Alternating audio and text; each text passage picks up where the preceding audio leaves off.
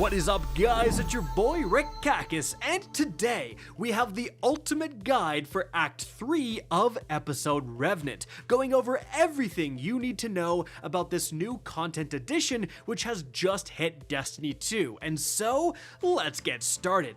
Now, first of all, let's talk about the new content added within Act 3, and it's really only one thing, and that's going to be the Kells Fall, not King's Fall, Exotic Mission. So, you can expect to be playing this mission a multitude of times, and let's talk about the different runs you're going to be doing and what rewards to expect. So the first time you complete this mission, you're going to get the brand new Slayers Fang Exotic Shotgun. It's a pretty cool exotic weapon, and if you're at this point in your journey into Act 3, definitely check out my guide linked right up above. Now, after you've completed it for the first time on normal difficulty, you pretty much know what to expect. However, things will start to change going forward. Frankly, the biggest thing that I want to warn you guys about is that when you're going through this exotic mission, there's several sections where you need to light these beacons, these torches, cauldrons, and if you light enough of them, it will open a door. In fact, when you look at these doors, they actually have like little torches on them that symbolize how many of these cauldrons you need to light. Well, every single time you do subsequent playthroughs, these cauldron locations are going to change, and they're just going to be random. Sometimes they're right next to each other, and it's super easy to get through the mission. Sometimes you're looking for one for quite a while, especially this section here, guys. You often have to go quite a ways back to find the cauldron compared to where the door you're actually opening up is, so that can kind of be something that causes some confusion. However, in terms of subsequent playthroughs, there's two more that are really important to do.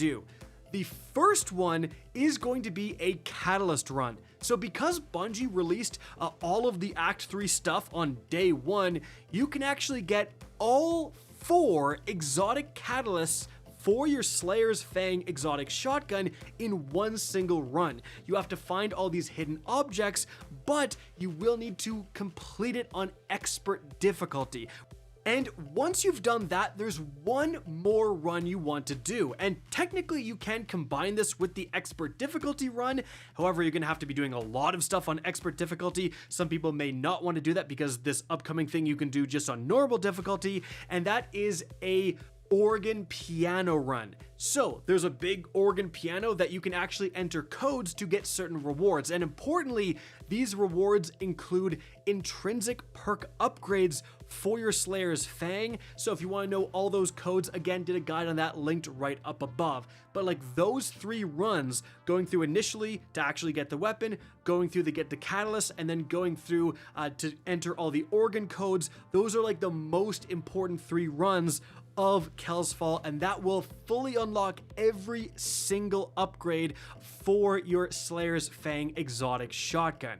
However, unfortunately, you're not quite done with Kells Fall yet, and that's because in addition to adding this exotic mission, there's actually a lot more stuff you can unlock at the Tonic Crafting Station.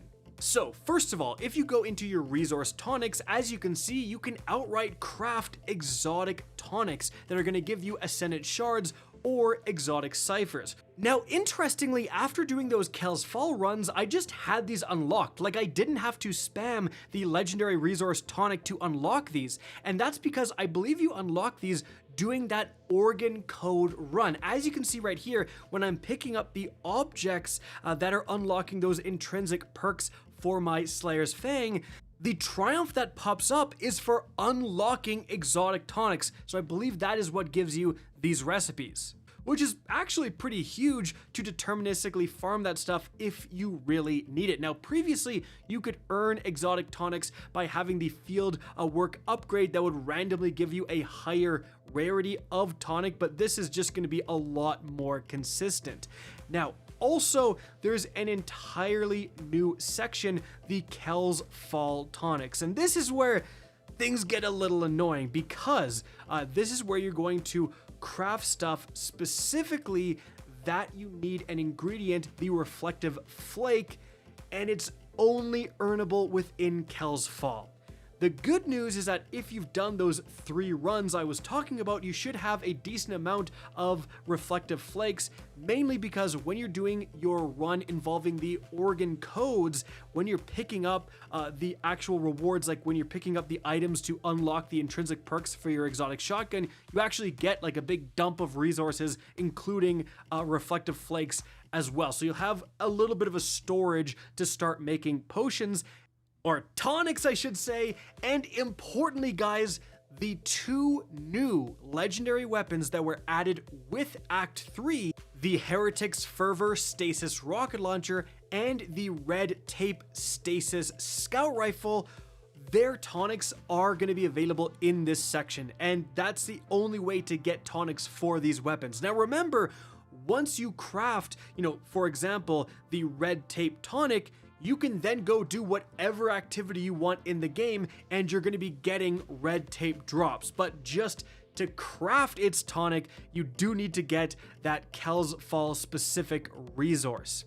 And while you're unlocking this stuff, keep in mind, you're also unlocking new fieldwork upgrades. So yes, that's right. If you go over to Ido, there's an all new Act 3 fieldwork section, and you're going to have to unlock a lot of tonics. Like, as you can see right here, I've done the majority of it, but the very last one I haven't done yet requires 76 tonic recipes, and I think that's literally all of them. So that does mean you're gonna have to do like 15, 20 runs of Kells Fall just to get enough flakes to unlock all of the different tonics within that Kells Fall section. That is brutal. That is stupid. But the good news, however, is that I was crying about this on Twitter, and community manager DMG actually replied to me and said that they're increasing the drop rates soon, so you may actually want to hold off on grinding the crap out of Kells Fall until that fix has gone through, and you won't have to do it as many times. But speaking of the fieldwork, the same thing that applied to previous fieldworks applies here. You're going to unlock 2 of the minor fieldworks, and to complete these, you head to the destinations they specify. You look on your map and it tells you the rough location of where the certain object you need to find is. You pick it up, and then you have to do some random objective, killing enemies, doing patrols, etc., guys. But once you get 2 of these done, every 2 you get done, you can then unlock a major fieldwork, and really importantly, you get to pick which major fieldwork to unlock. So what are the actual benefits you get? So the first one is asset recovery. Chance to recover a portion of reagents after synthesizing a tonic. That one's all right. Then you have reflective reagents. Completing the exotic mission Kells Fall rewards additional high quality reagents once per week. Now this would have been way better if Bungie had time gated this content like they originally planned to, and you would have to go back in to Kells Fall every week to get those catalysts. But because you can just do it all right now in the opening week, this is a lot worse.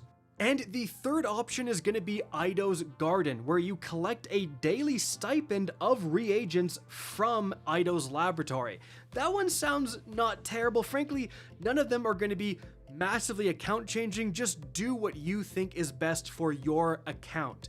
Then, if you do all 3, you get the key fieldwork, which really does next to nothing other than gives you an exotic ghost shell, as you can see right here. So if you really want that ghost shell, again, you're gonna just have to just be okay with grinding Kells Fall over and over and over and over again. That is kind of the sticking point. Like, getting those flakes is gonna be the bottleneck of Act 3. You're just gonna have to do a lot of Kells Fall because you need the flakes to make the tonics, to get the fieldwork upgrades, etc. But there is one more important addition that came with Act 3, and that is an entire new row of seasonal artifact perks. So taking a look at these, first of all, we actually have authorized mods grenades. So armor mods that have to do with grenades are gonna be cheaper, and if you're running a build that uses, the best example, firepower that costs 3, you could actually get a lot of work from this. Like, if those are costing just 1, then you can put on a lot more expensive armor mods. after that, guys, you have Frenzied Hunger. So Final Blows while Devour is active grants bonus reload and handling. Now that's not insane, but if you're already running Devour, it's kind of awesome to get passive extra reload speed. After that is Finders Keepers. Picking up special or heavy ammo grants a chance to receive an armor charge. If you're having a hard time getting armor charge consistently, this will help because you're just naturally going to pick up a lot of ammo going through pretty much whatever you're doing.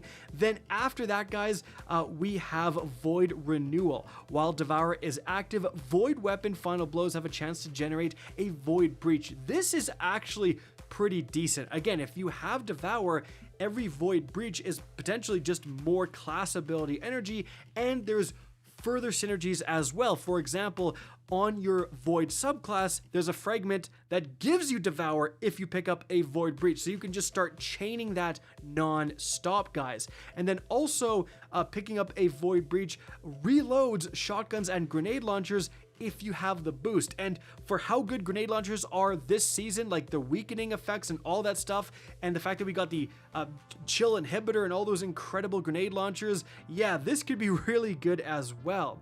And then finally, guys, you have Old God's Right.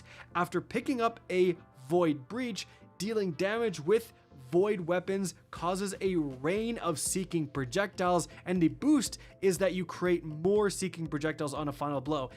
This is what that actually looks like in game. It's very cool, but it's not very long lasting, and the effect is quite localized. But if you're already speccing into all these Void synergies, if you're already, running Devour, hey, a great example, the Titan Exotic helmet right here, the Mask of the Quiet One, got an update to really easily get Devour now on rapid final blows. So if you're running that stuff, 100% pick all these different seasonal artifact perks because it's just gonna massively benefit a build you're already speccing into. But is this worth completely speccing off of Stasis, which has been so good this season, onto Void?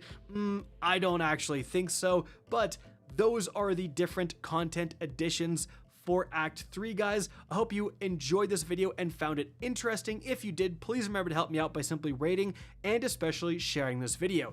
If you guys want to see more Destiny 2 content similar to this, don't be afraid to slap that subscribe button. If you want to get in touch with me and keep up to date with the latest channel activity, the best way is to follow me on Twitter at RickCacus, that is linked in the description down below. Again, I hope you enjoyed the video, and as always, have a good day.